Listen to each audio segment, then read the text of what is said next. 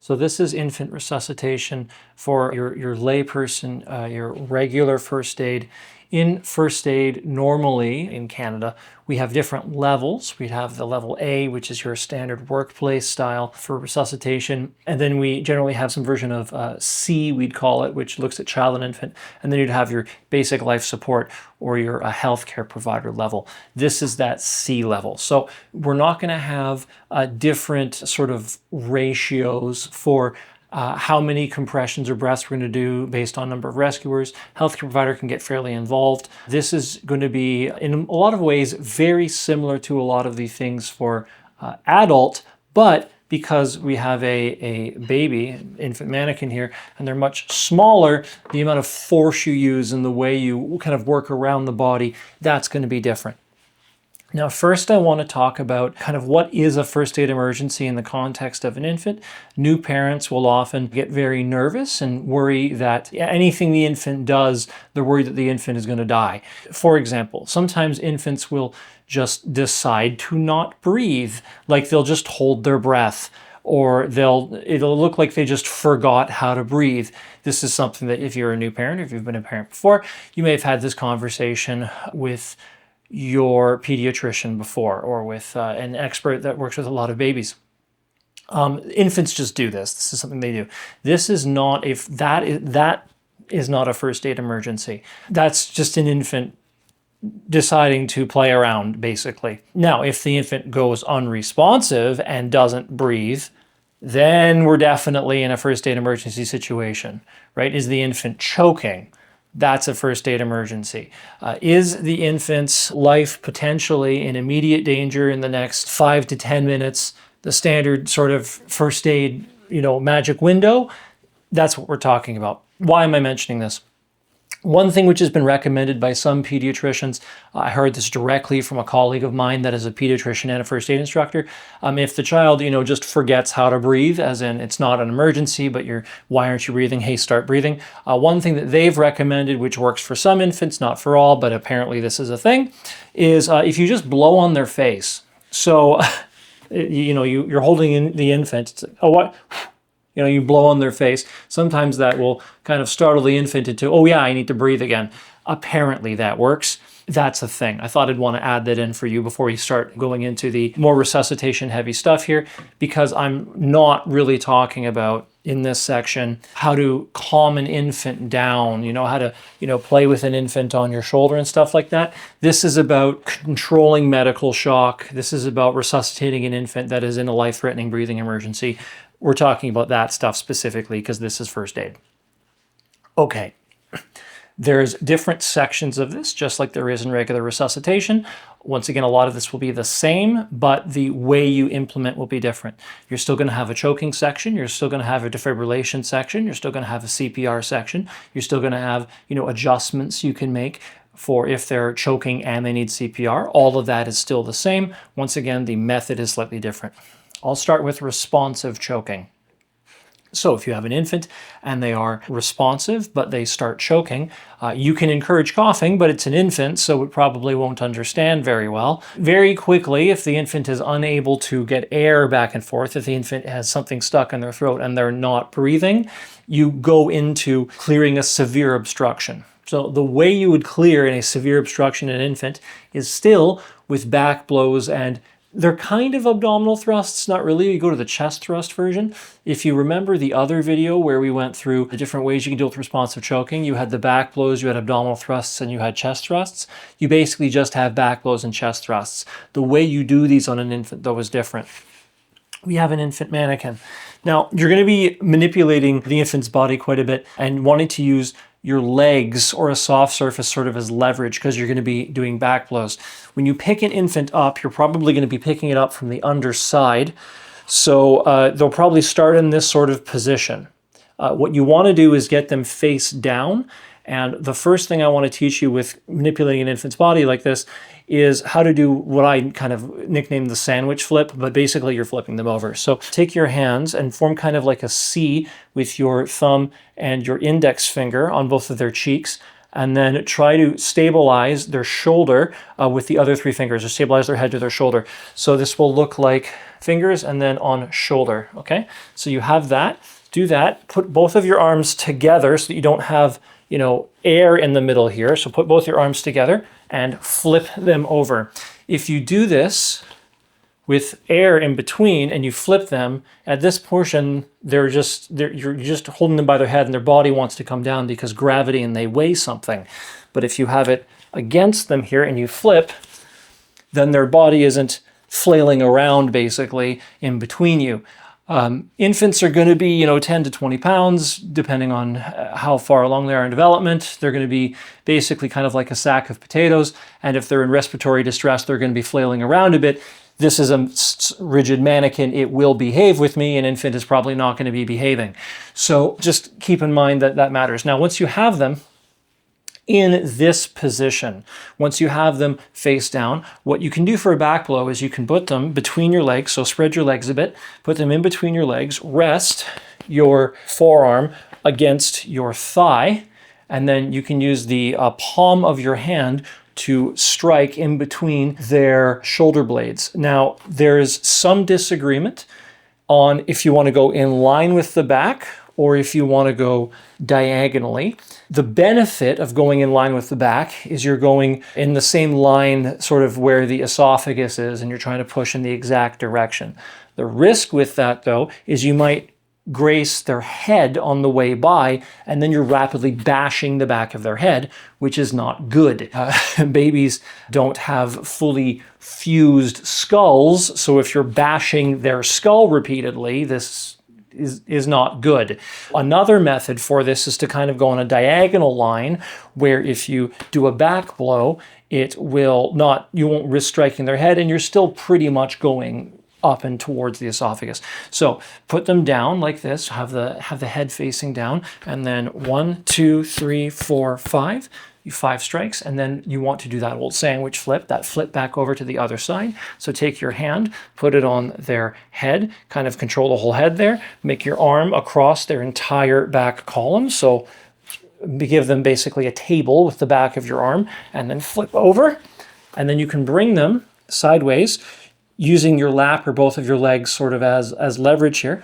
2 fingers at nipple line, you're pressing down on the sternum, just like you are with an adult, and 1, 2, 3, 4, 5 compressions in.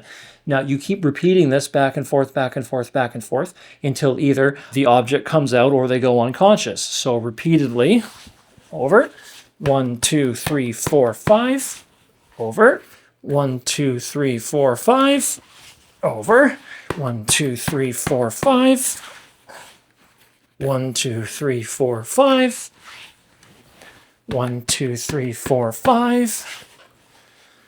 1, 2, 3, 4, 5. 1, 2, etc. Right? Ideally, it comes out this way, and ideally, they don't go unconscious. Let's say, for the sake of argument, you get it out, and the baby is kind of recovering here. The recovery positions, remember the old shock positions from the other shock video? You had a recovery position, semi-sitting, flat on the back, and position found. The recovery position for infants is different than the one with adults. You're not doing the arm stretched out, 2 levers, and then pull them over. The recovery position is actually starting from here, that position you were in where they were down and ready for back blows. You just bring them to your chest or to your lap.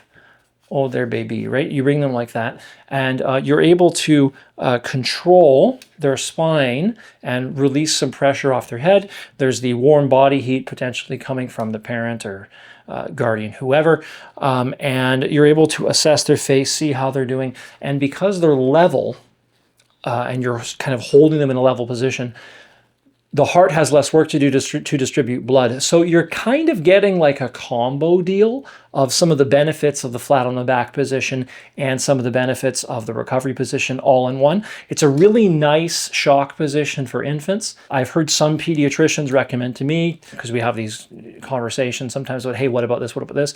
Recommend, if an infant is having a particularly bad day, if the infant's flipping out, this is actually, for many of them, a more comfortable position and calms them down faster than hey you, hey you, hey you, be okay, right? So for whatever reason, well, that's not for whatever reason, there are several, this just tends to work pretty well for infants in general. Anyways, let's say for the sake of argument, the infant goes unresponsive. They go unconscious because of the choking episode, the choking situation. Now we're going to look at unconscious or unresponsive choking. Now, you have a casualty that is unresponsive and you know they were choking.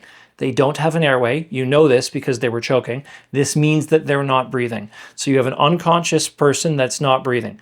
You're beginning CPR. You don't have to do an airway check because they're not breathing. This is still going to be 30 compressions and 2 ventilations. This is still going to be check the mouth to see if you got the object out with the compressions before you ventilate and potentially put it back down their airway, right? That is all the same from adult. The difference is the way you breathe into an infant, the amount of volume and the amount of pressure that you put on an infant's chest when you're doing compressions.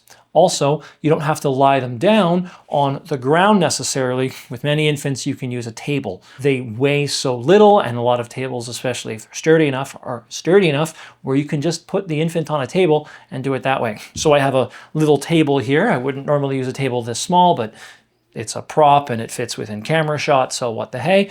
What you're going to do for compressions is 2 fingers at nipple line. This is actually the same as the chest thrusts that we were doing for choking, but they're just used as compressions now for CPR. The technique is the same. You're still going 1/3 down. It's the same as an adult. You're still going 1/3, but because their third is a much shorter total distance, less pressure for that. Rate also 100-ish compressions per minute. Staying alive. That's the same.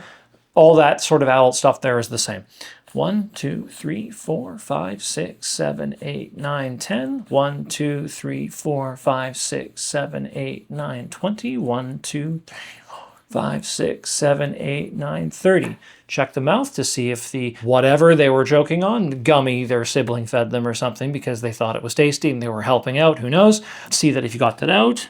If you can see it, then you can do a finger sweep and get it out. If not, then fair enough. So do that as best you can. Now, when you do a ventilation into an infant, you're going to put your mouth over their nose and their mouth. You don't need to pinch their nose. It's very small. You're not really pinching much. And you can just blow into both because your mouth is comparatively huge.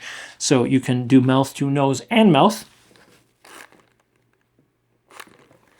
If the breath doesn't go in, readjust the head, make sure the head tilt chin lift is good, and you're just doing enough air to make the chest rise. Now, for an infant, because their lungs are so small, this amount of air is basically a puff. So you're just going, you're blowing out a candle, basically. You don't need a lot of air. Did the chest rise? You're good. Don't worry so much about exact volume. It's if you inflated their lungs, you inflated their lungs and air is in their lungs. If the air doesn't go in both times, you probably still have an obstruction. If the air goes in, then you have cleared the airway because you got the air in their lungs. Keep in mind that if their like stomach inflates, but their chest doesn't rise, then you're probably just putting air into the stomach. That's not their chest rising, that's their stomach rising. Figure out where you're going with this. If no air has gone in, you continue. 1, 2, 3, 4, 5, 6, 7, 8, 9, 10. 1, 2, 3, 4, 5, 6, 7, 9, 20. 1, 2, 3, 4, 5, 6, 7, 8, 9, 30. Check mouth because it's still blocked. You find the gummy, you finger sweep, take the gummy out, fine, great. And then attempt to put a breath in. It's just a candle blow once again. And then it went in, so continue the second one. Now 2 breaths have gone in, so we should check for breathing. Still do a head tilt chin lift, still look down on the chest. 1, 2, 3, 4, 5, 6, 7, 8, 9. Anywhere between 5 to 10 seconds is fine. If they're breathing, recovery position. If they're not breathing, you would just continue regular CPR in this instance because you have cleared the airway, you were able to inflate the lung. Okay, that's basically infant choking for a non-medical professional. That's essentially what you would do. On the resuscitation side, few differences. If you come across an infant who is unconscious and not breathing, and you didn't witness them go unconscious, adults have a 4 to 6 minute window before brain death begins from lack of oxygen. Infants have a 2 to 3. 4-minute window until brain death begins. They breathe faster, their hearts beat faster, their blood exchanges their oxygen through their cells faster, they run out of it faster. One common video that we would often see in different first aid courses for infant resuscitation would be the infant's on the couch and then the dry cleaning fell on them and then they've been suffocated on plastic or something. So that's kind of the scenario that's in my mind for this, because we'd show that sort of video all the time. If you have an infant where, you find them and they've been suffocated by something and you didn't witness it happen, so you don't know how long they've been down, at this first aid level, there is a pretty strong argument that if you can't do it simultaneously, if you have to pick, call 911 or begin CPR, you can't do it at the same time for whatever reason. You're alone, the phone's too far, you have to make that decision now. There's a serious argument that you actually want to begin CPR immediately for 2 minutes to do 1 round to get blood and oxygen to that brain so that you have enough time to then call an ambulance. Because the concern or risk is that in the time it takes you, that extra delay from finding them, because you don't know how long they've been down, by the time you're done the call, they're brain dead. That's the concern here. For that reason, just keep in mind, we do stress call 911, or whatever your emergency number is in your country, call, an ambulance. We do stress that all the time. But in this case, there is, once again, an argument where you might want to delay calling if it means saving the baby from brain death. There is that concern. So you walk in the room, baby's unconscious, baby's not responding to anything, we don't know what's going on. How do you know if the baby's unresponsive? Oh, why are you on the ground? Are you sleeping? You want to find out if they're unresponsive or responsive. Finger tap, finger tickling. With adults, we usually go with the shoulder. With infants, we're usually going with finger taps or finger tickling. They're very responsive to the stimuli there. If you're tickling the feet, if you're tapping the feet, and you're not getting any responsiveness from that, then the infant is unresponsive. Even if they're asleep, you'll usually get some sort of leg movement or something from them. If that happens, then they're unresponsive. Okay, we're going to checking for breathing. If you're with somebody or if your cell phone's on you, I would be calling 911 at this point or getting somebody to call it for you. Before we check for breathing, you have an unresponsive infant, get an ambulance. 1, 2, 3, 4, 5, 6, 7, 8, 9, 10. Once again, anywhere 5 to 10 seconds. If you count fast, just count to 10. And then, if the infant is not breathing, we begin CPR. Okay? That's the basic idea. So we're going to begin CPR. It's still 30 to 2. We're not going to be checking the mouth like we did with choking because this is just regular CPR. They're not breathing. 1, 2, 3, 4, 5, 6, 7, 8, 9, 10. 1, 2, 3, 4, 5, 6, 7, 8, 9, 20. 1, 2, 3, 4, 5, 6, 7, 8, 9, 30. 2 breaths. 1, 2, 3, 4, 5, 6, 7, 8, 9, 10. 1, 2, 3, 4, 5, 6, 7, 8, 9, 20. 1, 2, 3, 4, 5, 6, 7, 8, 9. Second cycle, 2 breaths. 1, 2, 3, 4, 5, 6, 7, 8, 9, 10. 1, 2, 3, 4, 5, 6, 7, 9, 20. 1, 2, 3, 4, 5, 6, 7, 8, 9, 30. Third cycle. 1, 2, 3, 4, 5, 6, 7, 8, 9, 10. 1, 2, 3, 4, 5, 6, 7, 8, 9, 20. 1, 2, 6, 7, 8, 9. Fourth cycle. 1, 2, 3, 4, 5, 6, 7, 8, 9, 10. 4, 5, 6, 7, 8, 9, 20. 1, 2, 3, 4, 5, 6, 7, 8, 9. Fifth cycle. It's been 5 cycles or roughly 2 minutes. Check for breathing. 1, 2, 3, 4, 5, 6, 7, 8. We feel the breath for whatever reason. Let's just say we do. What we're going to do now is put the infant into the recovery position. Unless, for whatever reason, we suspect a bleed or something, we could finish a primary survey and check them for bleeding. But if the scene indicates that it's just a respiratory arrest, then we'll focus on that. Okay, so you're going to pick up the infant, probably from the underside, bring them to you, flip them over, and recovery. Okay? It's not practical to pick up an infant like this. So that generally doesn't work. So I see a lot of people in the first aid courses just, I magically do this. And it's like, that doesn't happen, okay? we can't do that. Okay, so that was the CPR portion of this. I want to show you some other stuff you can use. This is a bag valve mask. It's called a bag valve mask because it has a bag and there's a valve with a mask. This is a piece of medical equipment that's used to help people introduce oxygen or introduce atmospheric air. It could be pure oxygen you could plug that into. 2 people, it helps them breathe in. You have a mask that seals to the face, and then you have a bag that you squeeze that helps either pump atmosphere in or you plug in another gas mixture that you introduce. This is an adult BVM. You can use an adult BVM on an infant. Infant BVMs also exist. They usually have pretty good pressure release valves so you don't put too much air in.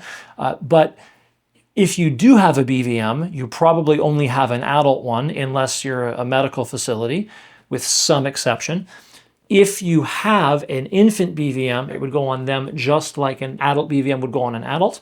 So it would be the nose of the BVM to the nose and then the round lower part on the face, right? So we have that. If it's adult BVM on infant, then you flip it around and you actually put the nose towards their chin. Now, this is a very big bag with a lot of air going into very little lungs. So if you are using a BVM on an infant for whatever reason, then, and it's an adult, be careful because that is way too much air. You're going to seal that thing and it's a puff. It's a very, very light squeeze. You're not going to be going huge amounts. Okay, it's very small. They have small lungs. Don't completely balloon that baby up.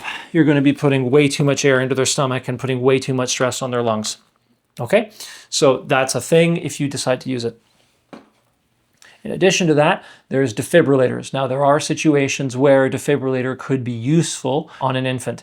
At minimum, defibrillators are useful because they track heart activity, and even if they don't go for a shock, they'll have a printout for paramedics and then doctors at the hospital to see what heart activity was going on in the infant earlier on when they weren't present. This can be valuable medical data for them at the hospital. They also might need a shock. So this is adult-sized pads for a defibrillator used on an infant. Now, infant pads will usually be smaller and will be recommended to go front and back. Adult pads, you are certainly going to put front and back. So you're going to want to ignore the diagrams on adult pads to go on an infant because they won't be correct. I'll show you how to do that in a second. Do not cut these pads to fit the infant. There's wiring and stuff in these, and they're designed in such a way where you can actually put bigger pads on smaller bodies, but smaller pads don't work on bigger bodies. So one of the reasons why you will often not find anything other than adult defibs in the public, depending on where you are, is because the adult defibs just work on everything. So you don't need infant or child defibs because you can kind of make it work. The infant defibs only work on infants. Child defibs only work on child and infants. Adults work on everybody. So bigger pads work on smaller bodies. Smaller pads don't work on bigger bodies. Okay. You have 2 pads here. You have the one pad, which on the adult says to go in the upper part of their, this may be a mirrored image, but this is my upper right side. So it may want to be on, it'll say go on their upper right side, and then the other pad will say on the bottom left. It's shocking from, the current is going from upper right to bottom left.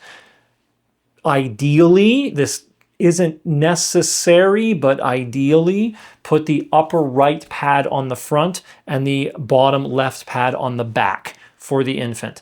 Depending on the defib, it might not matter, and depending on the defib, it will actually tell you to do that because some defibs now are very sophisticated. It just kind of depends, but on some of them, that's what you're looking to do. Depends on the make and model.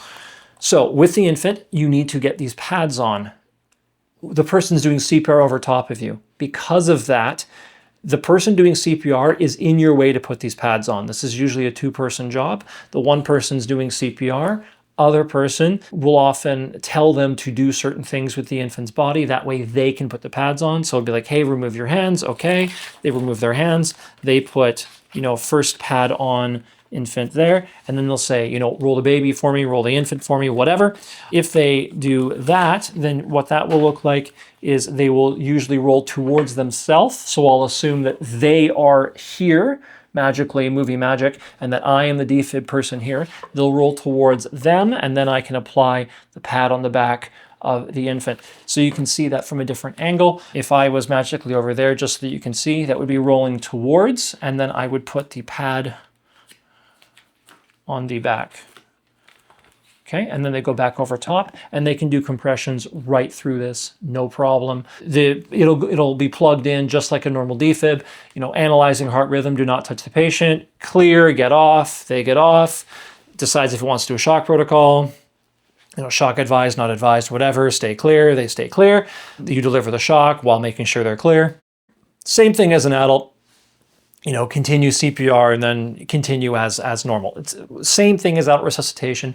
You're just dealing with the fact the body is much, much smaller. If you want to have kind of a quick list of what to remember that's different about infants and everything else, there's a lot of hand motion difference. So the way that you do the back blows and the chest thrusts, the motion is different. You've got that 2 to 3 minute window until brain death or brain death begins, as opposed to 4 to 6. So that's quicker. That leads into the why we might have to do CPR, earlier than 911 in some rare cases. And then you've got body is smaller. I got to do stuff about the body being smaller. That's basically the big thing with this. That's about it. The healthcare provider stuff gets a bit more sophisticated, but that's in a different video.